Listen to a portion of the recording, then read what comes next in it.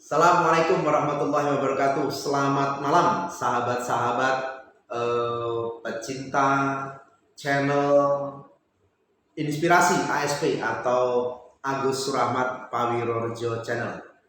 Malam Jumat ini saya mengajak untuk membahas kaitan dengan bagaimana pernyataan Menteri Agama pada saat kunjungan di HKBP Pusat, yang beliau menyampaikan bahwa di Cilegon terjadi penolakan adanya pendirian gereja HKBP. Nah, ini menjadi menarik untuk dibahas. Mengapa demikian?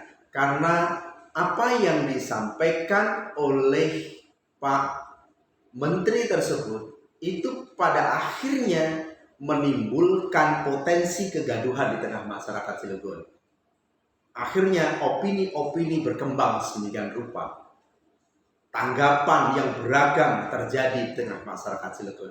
Nah, tapi saya ingin sedikit membahas tentang bagaimana pernyataan yang disampaikan oleh Pak Menteri tersebut.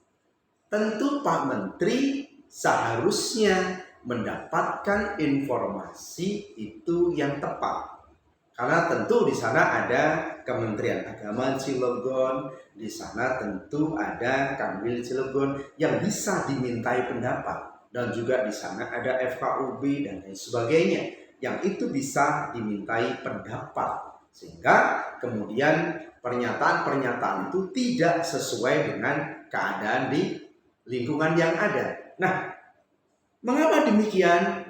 Ini harus kita pahami. Pak Menteri seharusnya pun juga harus memaknai segala sesuatu itu dari berbagai macam perspektif yang ada.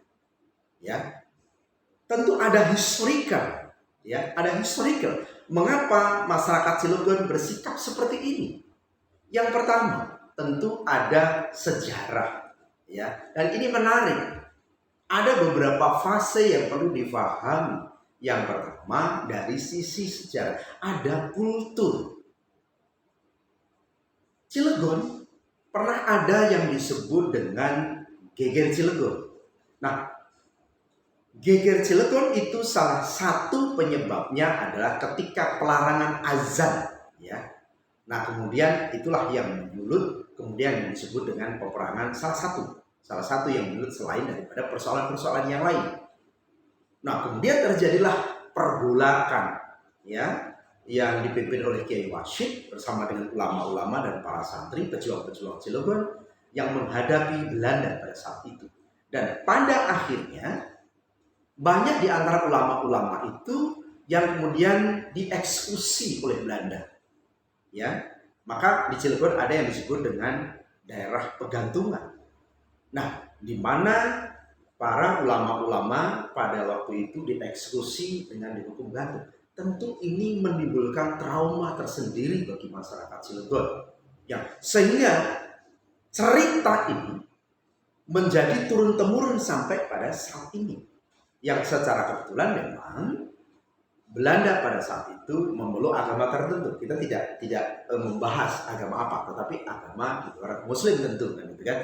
Ini yang pertama. Nah, yang kedua, masyarakat Cilegon khususnya pada saat pembangunan pabrik baja Krakatau Steel, yaitu disebut dengan program Trikora, pada saat itu ada kesepakatan antara pemerintah dengan para ulama, yang para ulama berserta dengan masyarakat kota Cilegon itu rela untuk meninggalkan, ya, atau bedol desa, ya, demi cinta terhadap pemerintah Republik Indonesia ini. Namun dengan syarat agar tidak ada tempat ibadah selain daripada umat Islam. Ya. Nah, tentu ini harus dimaknai karena ini pada sisi sejarah.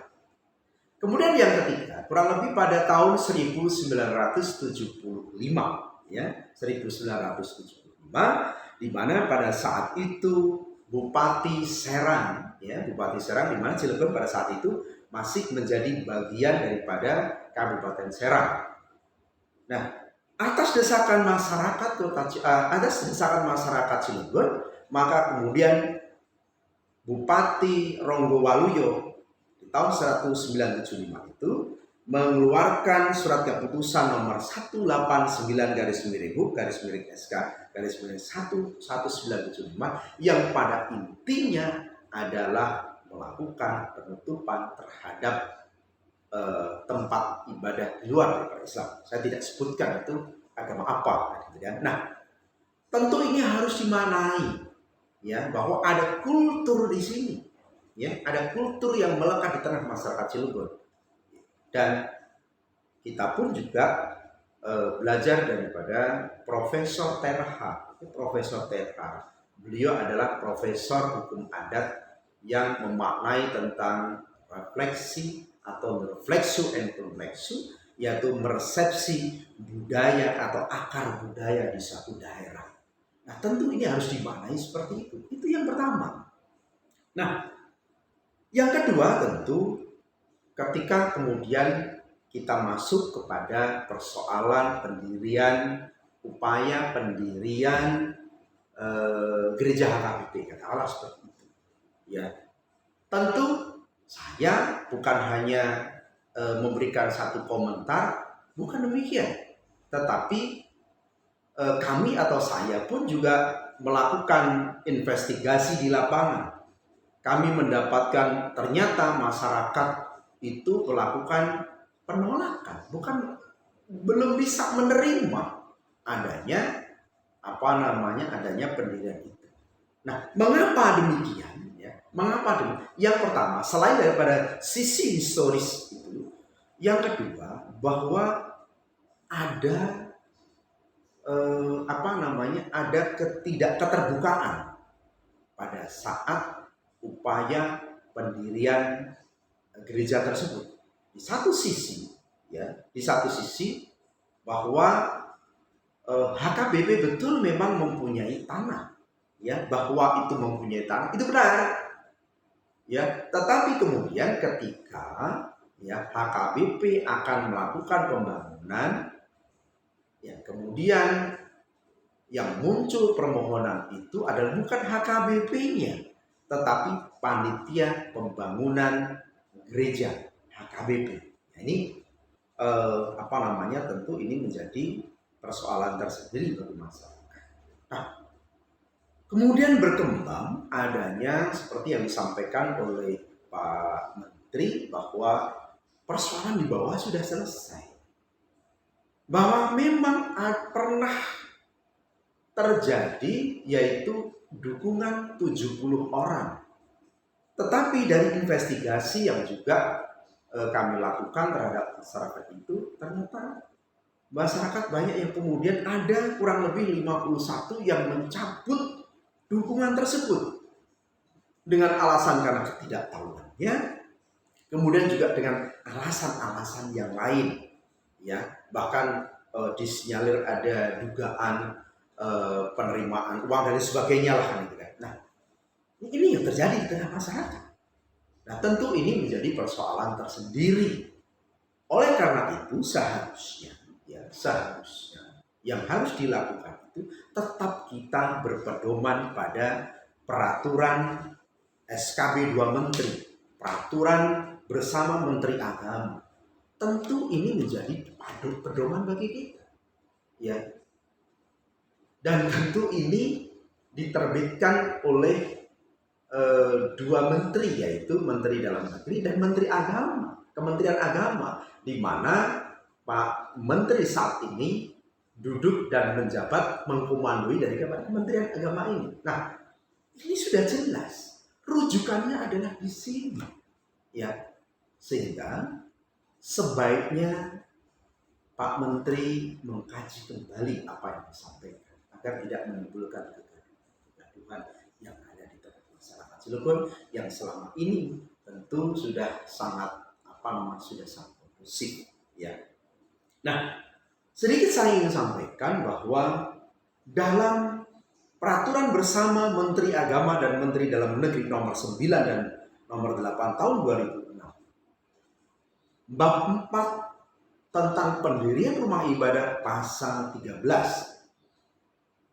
Di ayat 1, pendirian rumah ibadah didasarkan pada keperluan nyata dan sungguh-sungguh berdasarkan komposisi jumlah penduduk bagi pelayanan umat beragama yang bersangkutan di wilayah kelurahan ataupun desa. Nah, tentu kami pun juga pada akhirnya melakukan investigasi di lapangan. Maksud kami melakukan investigasi itu bukan apa-apa, dalam rangka untuk agar tidak terjadi gejolak yang akibat dari pernyataan-pernyataan ini. Ya. Nah, kemudian di ayat berikutnya, di ayat 2, pendirian rumah ibadat sebagaimana dimaksud pada ayat 1 dilakukan dengan tetap menjaga kerukunan umat beragama, tidak mengganggu ketentraman dan ketertiban umum, serta mematuhi peraturan perundang-undangan. Nah, pada poin ini menjadi sangat penting sekali. Mengapa? Karena jangan sampai di sini, ya, dalam ayat 2 ini tidak mengganggu ketentraman dan ketertiban umum. Ini yang harus dimaknai. Ini yang harus difahami bersama. Sehingga apa? Hari ini yang terjadi adalah muncul pernyataan-pernyataan dari berbagai macam tokoh masyarakat. Dari pendekar, kemudian juga dari tokoh-tokoh agama, bahkan banyak sekali bertumpuk-tumpuk yang juga pada akhirnya kami menerima, artinya kami mendapatkan pernyataan-pernyataan penolakan. Ya, oleh karena itu Pak Menteri, ya, mohon untuk dikaji ulang pernyataan tersebut agar hal ini tidak menimbulkan kegaduhan dan terjaga stabilitas, terjaga ketentraman, terjaga ketertiban di masyarakat Cilegon. Sehingga apa? Sehingga pembangunan di tengah-tengah masyarakat Cilegon itu bisa berjalan dengan baik. Demikian, dan saya berharap ya ini sebagai satu bentuk tambahan wawasan bagi para pecinta channel inspirasi Agus Surahmat Pawirorjo. Ikuti terus, dan insya Allah setelah ini kita juga akan tampilkan kembali yang lebih menarik, ya, dan semoga channel ini memberikan manfaat. Dan jangan lupa subscribe, dan juga jangan lupa agar ini, apabila ini bermanfaat, agar ini cuma dapat disampaikan. Terima kasih. Assalamualaikum warahmatullahi wabarakatuh.